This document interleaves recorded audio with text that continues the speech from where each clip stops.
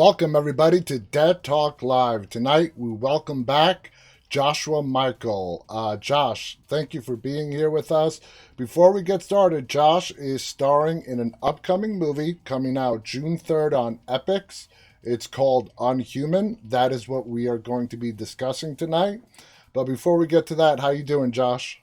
I'm hanging in, John. Thank you for having me. It's a pleasure to have you back. Can't believe so much time has passed already. So, Unhuman. I have to admit, dude, I really enjoyed this flick. It's fun, and the way the story is told, it's sort of like it's told through like a storyboard comic book way of how the director envisioned it. You've seen the final product. What do you think about how the whole story is told? Well, well, first things first. I've received two links for the final product, and I Ah. haven't actually had a chance to watch it. I feel like such a piece of shit, but I, I have a hard time because the only way I would watch it is on an iPad or on my phone, and I don't want to watch it on either. I want to, do it its due and watch it on my TV. So No, well, or on a bigger screen, gotcha. um so I haven't seen it, but it was a blast to make, and I've heard, I got to see a little bit of my stuff because I went in for an ADR session with the director Marcus Dunstan. Folks will know him from the Collector franchise, Uh-huh. and just one of the sweetest dudes you could ever work with, and the whole cast and crew was awesome, and to work with Blumhouse again, that was a dream too. You're gonna love it when you see the movie and the way they put it together. It is literally like storyboarding the sequences, and Yeah. and it has sort of a comic feel. Now, as we know, the movie is a comedy horror. Okay, now that's a very difficult. It can be sometimes tricky to pull off, but they pull it off very well here. What are your thoughts on horror comedies, which are really coming out in abundance lately? Do you like a good old, horror comedy? Yeah, I almost prefer them. I'm not a huge. It's crazy because I end up in a lot of horror stuff. I'm not sure if I mentioned this last time, but I end up in a lot of horror. But I don't love horror. I don't love, the violence of things. I have pretty vivid dreams most of the time, and it tends to cross those channels. But so stuff like Zombieland and Shaun of the Dead, I love Evil Dead. It's just that's actually kind of the stuff I really appreciate. Stuff that has a sense of humor, that isn't all, torture porn. Exactly. Yeah, wildness. So yeah, I'm excited to hear that, and that's what I experienced in the bit that I saw. Is I think that, oh man, I think the editor's name was Chris. I hope I got that right. But the editor did such a wild job on Unhuman, and I think really probably changed the feel of the film in Oh a yeah, in a good way. it And really did. there's I think the nature of those projects, Epix, Blumhouse, those projects, they were shooting, I think, 8 movies kind of back to back to back, and they had a pretty short shooting schedule. So they, you know, pulling off a good film in that short amount of time, um, is hard enough. And Marcus actually accepted the job. He had to take over after the previous director couldn't do the thing. Hmm. So it really was, uh, the fact that the movie came together, and if you do like it, and hopefully folks dig it. I mean, what I saw and what I got to experience was awesome, Oh and yeah. working with the folks around. And we're gonna get Um, to your parts here in a minute. The synopsis of the sure. movie is basically it's a bunch of high schoolers, seniors in high school. They embark on a field trip, and on the bus ride to them enjoying nature, what the field trip is about, they get into an accident, and of course things start to go sideways from there. Now there's a quote in the movie. Hmm. uh I don't know if you heard it or not, but the underlying theme of Unhuman is bullying. Okay, and the effects that bullying has, not only on kids, elementary, high school, and beyond. But what I like about this, it deals with bullying in adults as well. Now, there's a line in the movie that goes 99% of teens wouldn't be bullied if they simply believed they didn't deserve it. So that's kind of a harsh statement right there, but powerful. What are your thoughts about the horror genre tackling on a subject matter like bullying? I, it makes so much sense to me. To be honest, I think a lot of folks that find their way into appreciating horror or appreciating kind of subcultures, and I think maybe more before Marvel became such a huge, Marvel and DC becoming such huge pieces of culture. I mean, that was nerd culture, and now it's popular culture. It really is. But I think that it makes complete sense to me that would be the case for this particular movie, and I think it's not the first time I think bullying has been tackled in horror, but it makes sense to me. Now, Josh, I gotta tell you this. This is now the second time we've spoken. You're one of the nicest people out there, right? But Thanks, man. when you are in character, man, you can be just straight up evil. I mean, that's how good you are, okay? It's like, is that the same dude that I spoke to? I mean, because I'm going to give you an example. Your character in Unhuman, Chip, that's the name of your character, gives a speech on the school bus, a monologue that you give, and you knock it out of the park.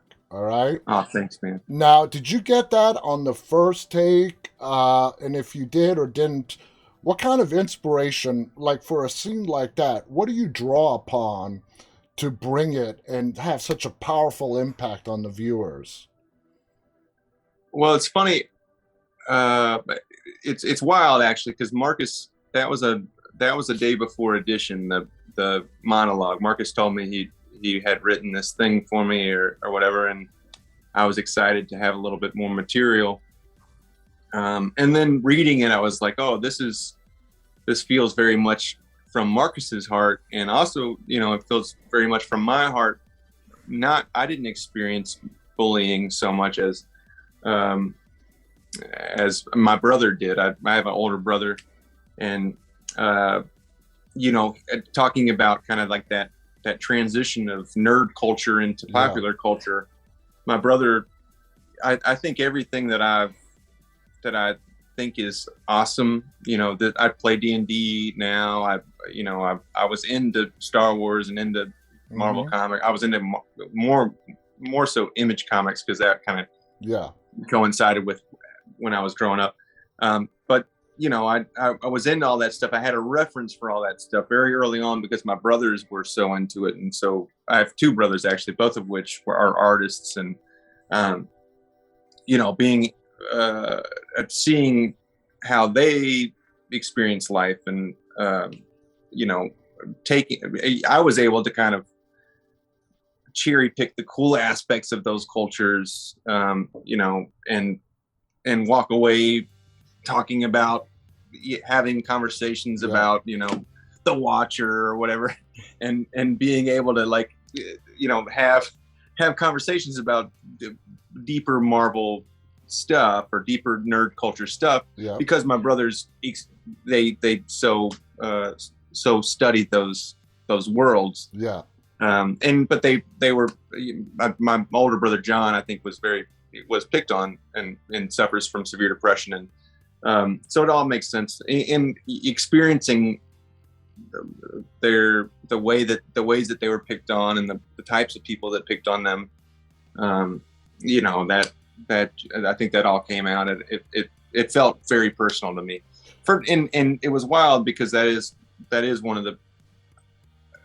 I think the first time we ran through the monologue, I felt like I was connecting to the piece in a different way, and then even as I was working through it, you respond to good writing, and Marcus wrote a really nice piece there. And then I really hope I'm getting the name right, but I think Chris really did a nice job in the edit in that thing because we did have to go back and pick up some of that stuff in ADR. I mean, it had your speech. It was powerful. It has an impact. It's going to be Yeah. relatable with a lot of people.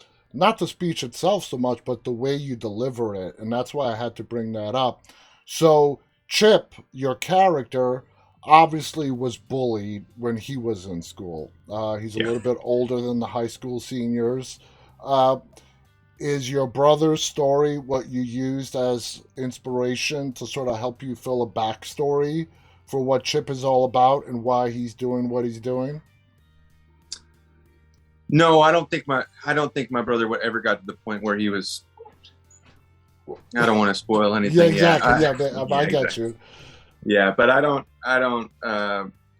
But just knowing, people you love and care about, and finding that commonality, and that's the thing I think a lot of folks that end up playing villains do is they say, all right, so this person isn't me, but how could I become this person? How close am I to that? Yeah, And you realize a lot more times than not that you are a lot more close to that person. You empathize with that person, absolutely. or sympathize, and sometimes empathize Yeah. with that type of character.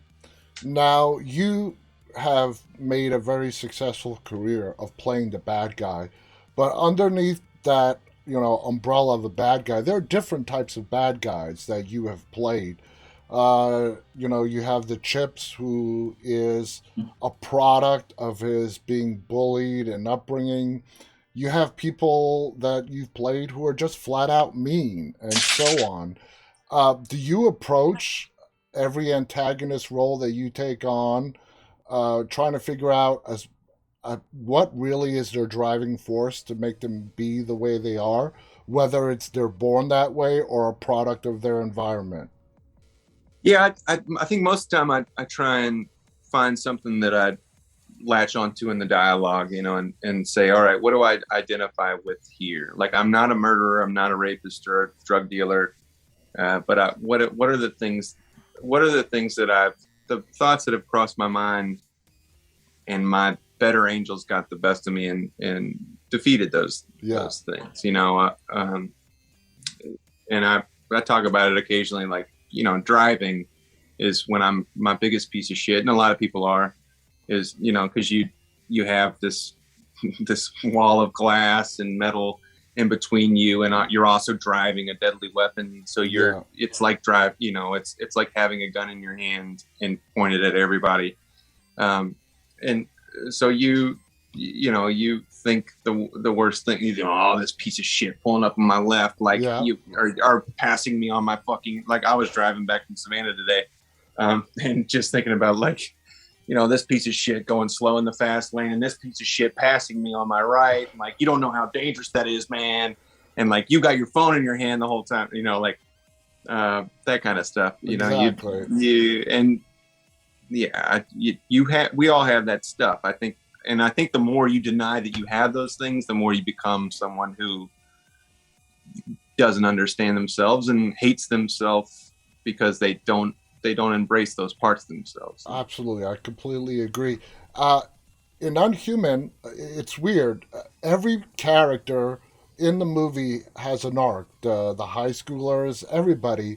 The people in the beginning of the movie that you start out hating, you sort of may end up liking as the movie goes on, as when they're thrown into this situation and they have to sort of put their bullying aside, and you have the popular kids and the not so popular kids, and they have to work together, but yet there's still that animosity. You picked on me, you're bullying me. So I mean, I love that aspect. As within a 90-minute movie, you see these kids go from the beginning where the bullies are total dickheads, and you feel sympathy for the kids being picked on, to where everything is just flipped around 180 degrees. When you were reading the script, what were your thoughts on that? Yeah, I was stoked about it, actually.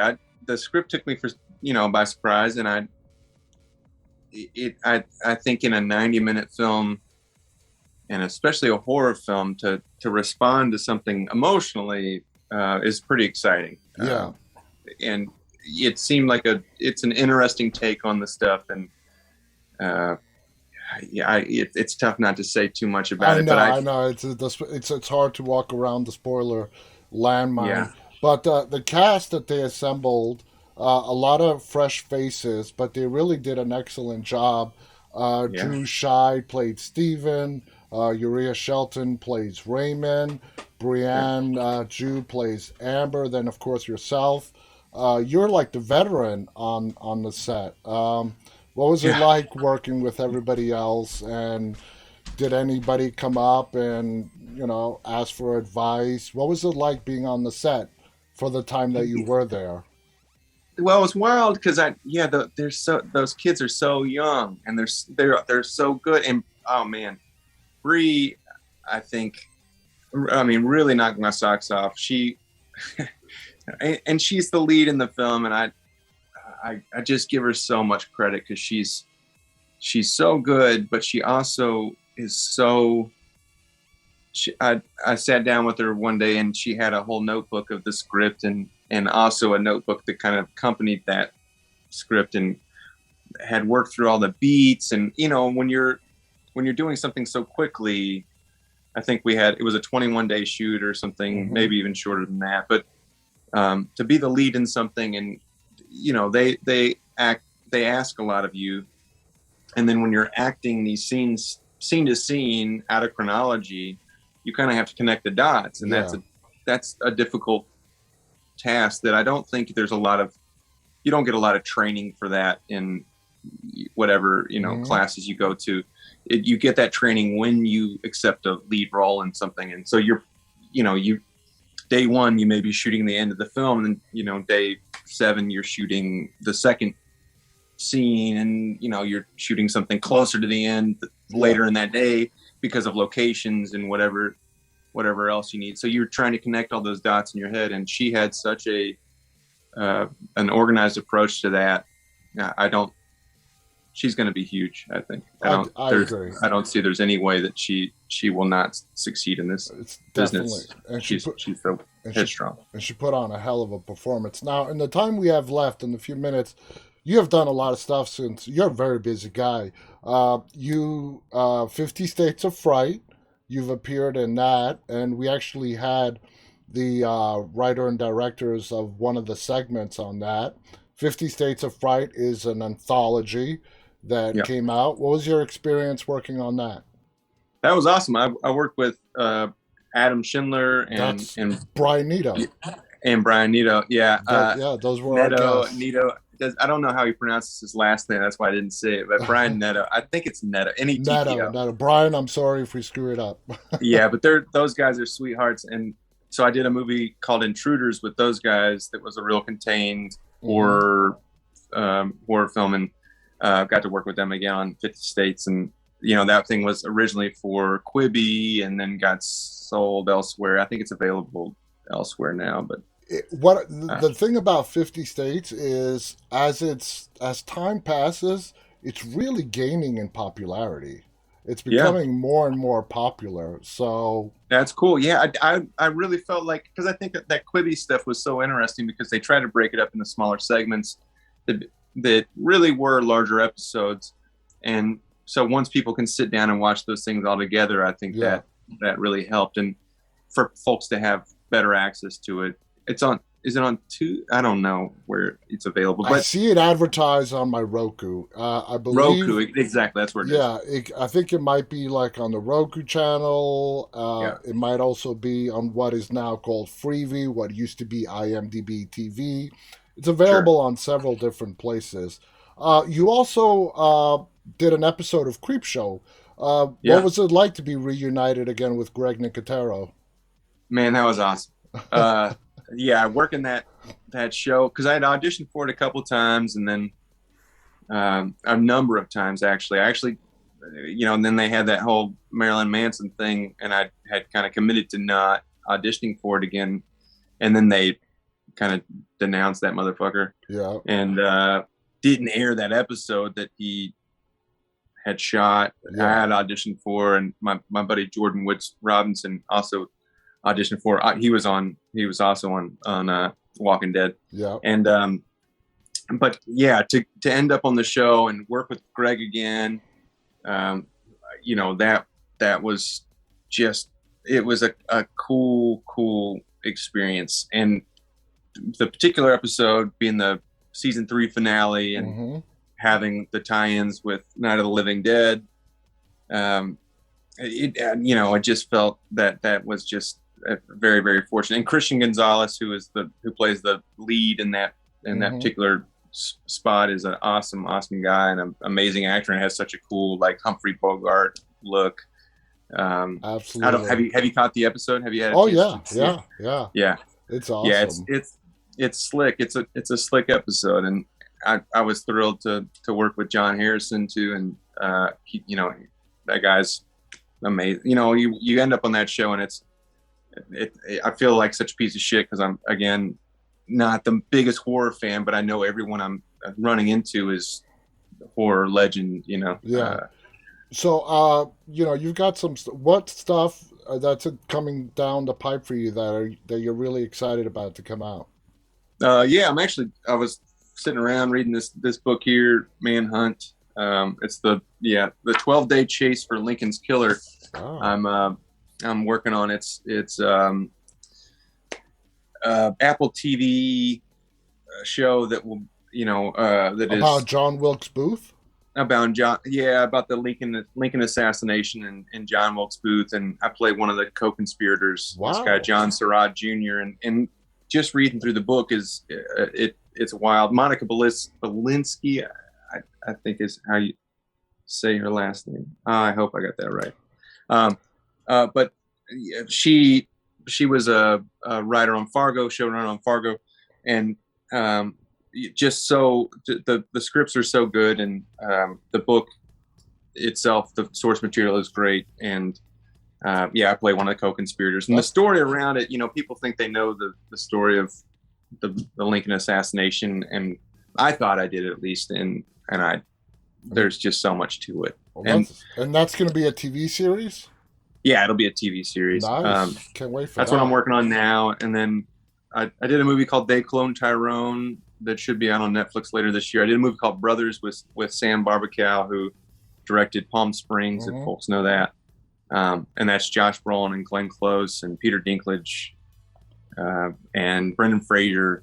Wow. But yeah, it's crazy. But that, Hey, it's great, man. You're a busy guy. You've got all yeah, this work lined up. I mean, what more can you ask for, right? I'm fortunate, very, very fortunate to be a dude of a certain look, that I play a lot of shitheads, and I'm able to wind up in these projects that are shooting in Georgia. That's awesome. Josh, I Yeah, want to thank you so much for coming on here. You're a great guy. Again, thank you, John. You too. I talked to you, and then I'm going to see you again on the screen, and you're going to be playing a douchebag. And I'm like, is that really Josh?